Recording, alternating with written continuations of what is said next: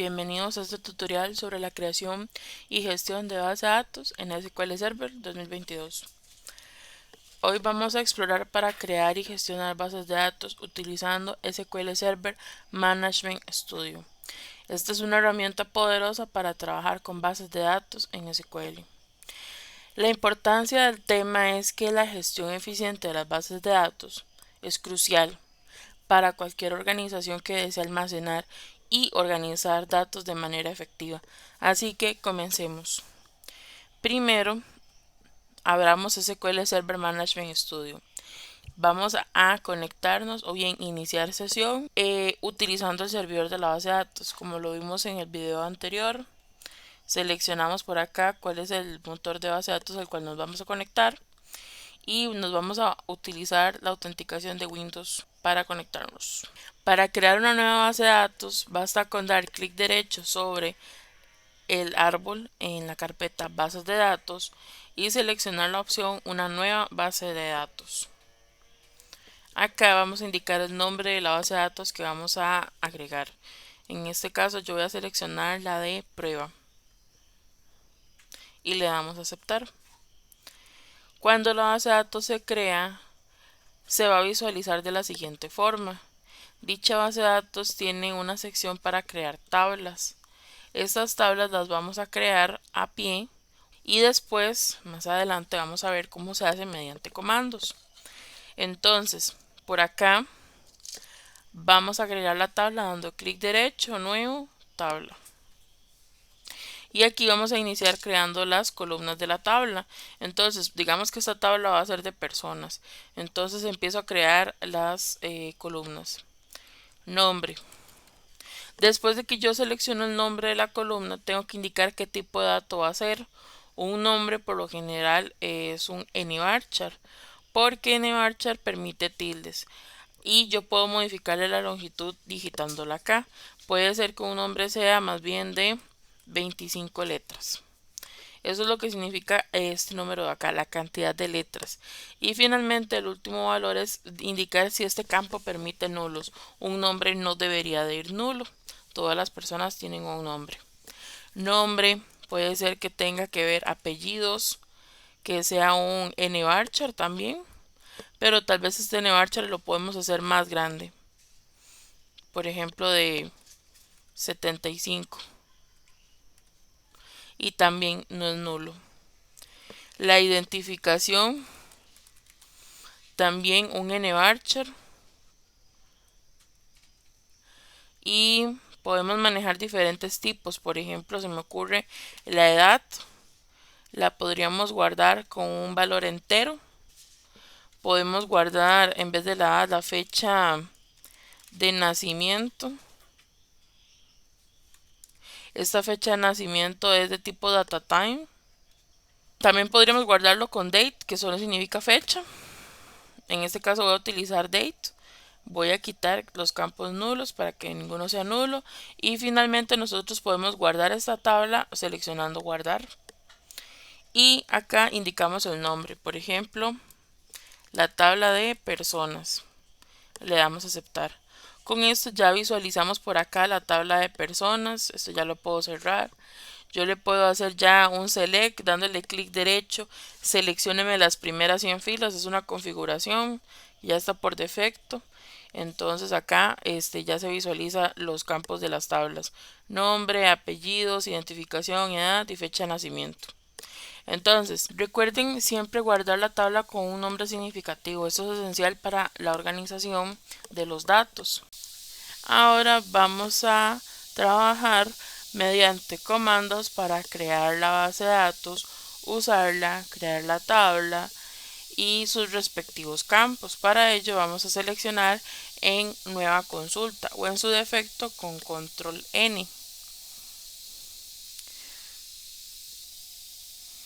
Por acá vamos a trabajar el script. Entonces el primer paso es crear una base de datos. Para crear se utilizan las siguientes palabras reservadas o comandos: create, database,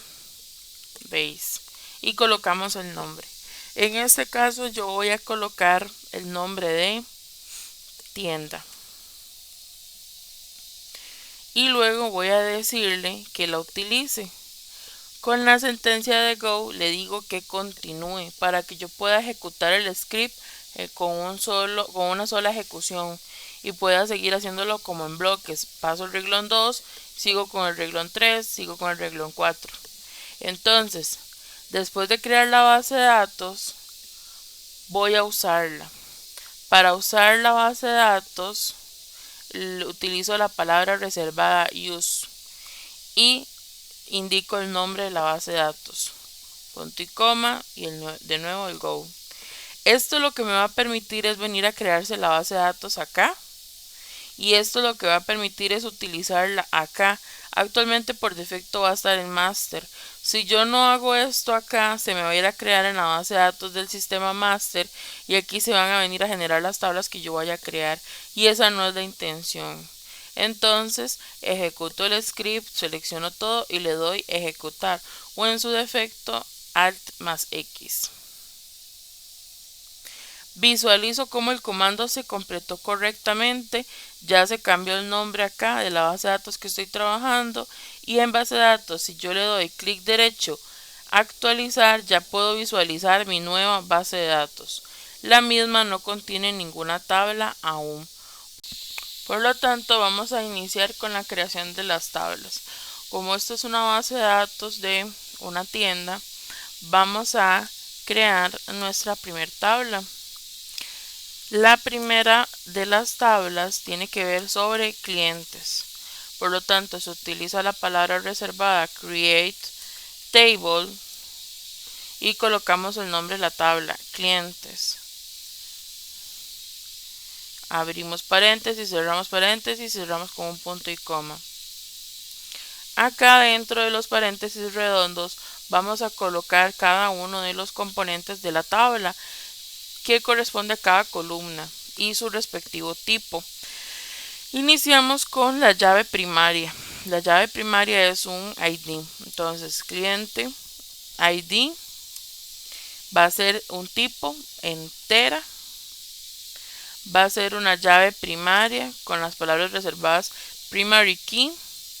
Y voy a decirle que sea autoincremental utilizando la palabra reservada identity.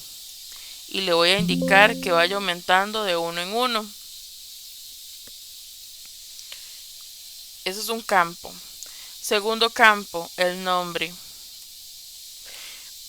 El nombre tiene que ser un nvarchar. Tiene que soportar nombres largos. Y es un campo que no es nulo. ¿Por qué se coloca acá y no en la llave primaria? Porque toda llave primaria por defecto no es nula. Los demás campos hay que indicarles si son nulos o no. Un campo por defecto se crea nulo, a menos que usted indique en la etiqueta not null. Luego de que creo el nombre, voy a crear el espacio para el correo. Igual, un nvarchar de tamaño 100 y es not null también. Voy a crear el campo para el teléfono. Igual un nvarchar, este sí es un poco más corto y este puede ir nulo, por ejemplo. Cuando yo digo que puede ir nulo, simplemente no le indico las palabras reservadas not null. Luego de teléfono voy a agregar los campos de auditoría. Esos campos de auditoría son muy necesarios porque ellos me permiten llevar un registro sobre cuando se adiciona algo y cuando se modifica. Entonces se agrega el campo de fecha registro, que es de tipo data time, y si no se manda nada, vamos a decirle que por defecto tome el valor de la fecha del sistema con el get date y paréntesis. Al tornarse de un color rosado podemos percibir que es una función propia del SQL, entonces por eso es que lo podemos utilizar. Los campos de auditoría van desde cuando se adiciona hasta cuando se modifica, por lo tanto tenemos que guardar los siguientes datos. Vamos a guardar quién adiciona la información, adicionado por, que va a ser un nvarchar, y aquí podemos guardar ya en un sistema real el dato de, por ejemplo, un usuario, un nickname, un ejemplo, y este campo no puede ir nulo.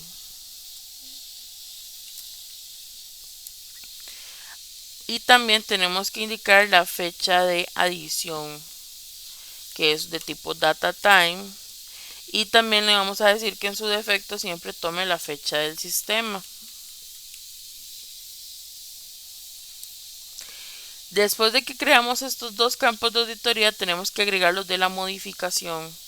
Entonces, igual modificado por,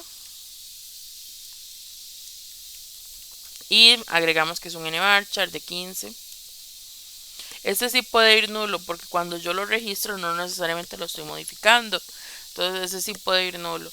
Y en la fecha de modificación vamos a indicar también que si no se manda ningún valor, se tome por defecto la fecha del sistema.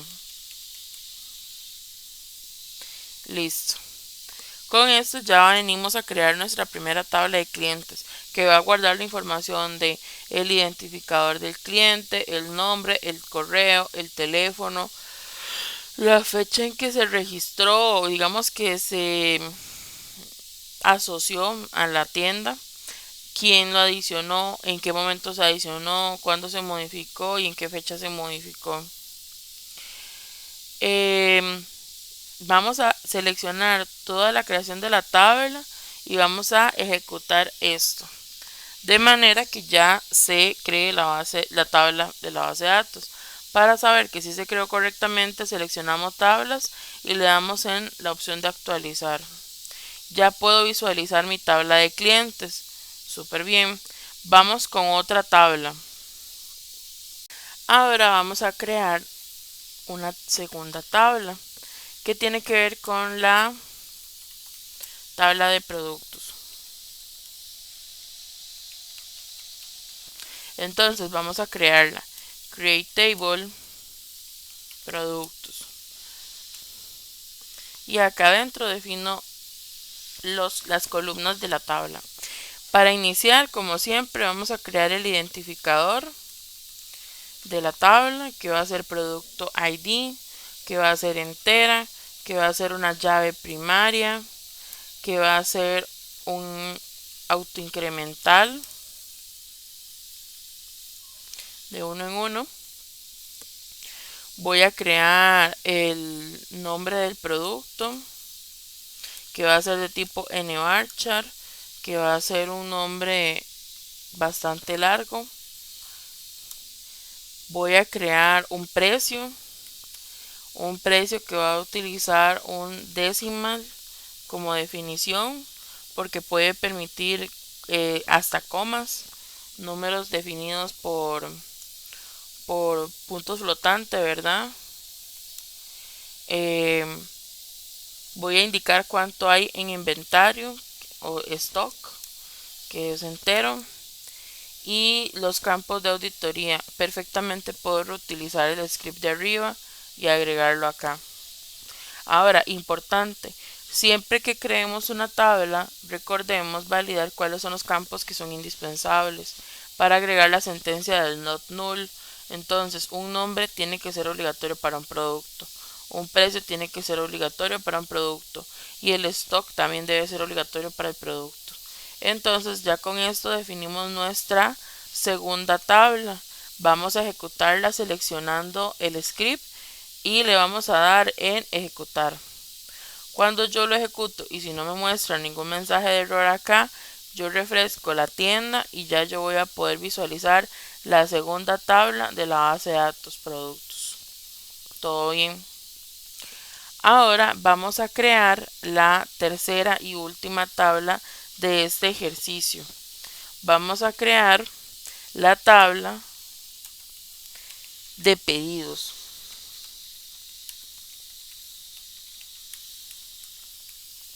Muy bien.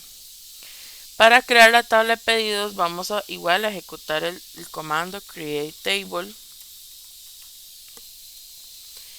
el nombre pedidos, y vamos a empezar a definir todas y cada una de las columnas de esta nueva tabla.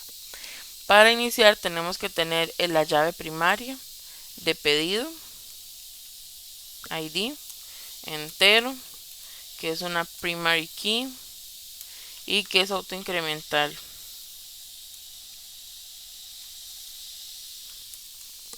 Después vamos a agregar la llave foránea, que es cliente y ID, que va a ser un entero porque va a hacer referencia al identificador de la tabla de clientes. Y le voy a decir que es not null. Y le voy a decir de una vez que es una foreign key. Y le voy a decir de a dónde viene esa llave foránea de cliente ID, que hace referencia a la tabla de clientes, específicamente el campo cliente ID. Sigo con la de producto, producto ID, int, not null, foreign key, del campo producto ID,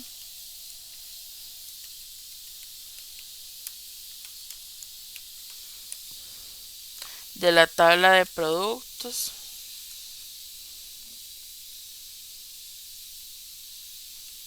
específicamente el campo producto ID. Y ahora sí, propiamente del pedido, lo que yo debo mapear es, por ejemplo, la cantidad, que es entera, de lo que se hace de un producto. Porque es cierto, tengo un stock de, qué sé yo, 10, no sé, atunes, pero tal vez yo voy a hacer un pedido de solo 2. Y vamos a crear los campos de auditoría.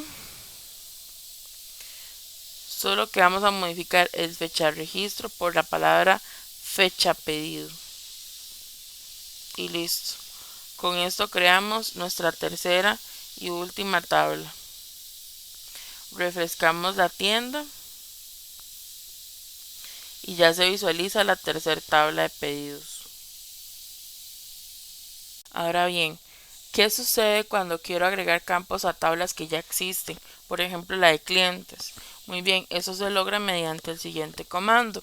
Entonces, el escenario va a ser agregar una columna a la tabla de clientes.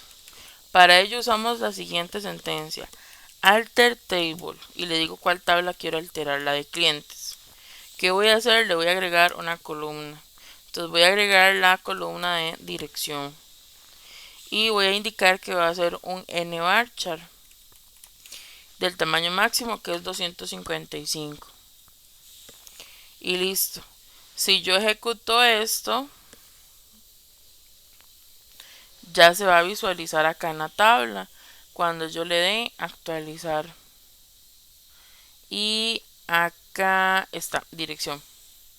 Un nvarchar de 255. Entonces, ahora, ¿qué pasa si yo quiero, por ejemplo, eliminar una columna? Digamos, por ejemplo, que yo voy a eliminar la columna de una tabla de productos. Por ejemplo, lo que yo hago es que hago un alter table y le digo cuál columna quiero modificar, en este caso la de productos. ¿Qué voy a hacer? Voy a eliminar un drop column. Y entonces voy a eliminar una de las columnas.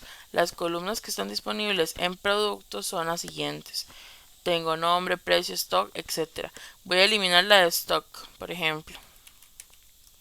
Y ya.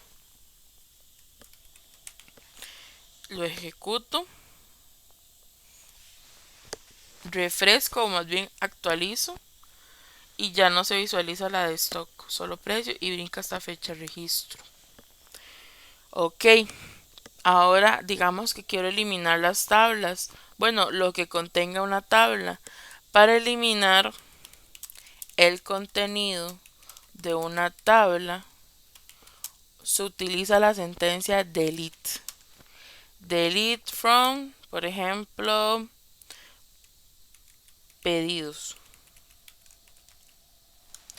Delete from productos.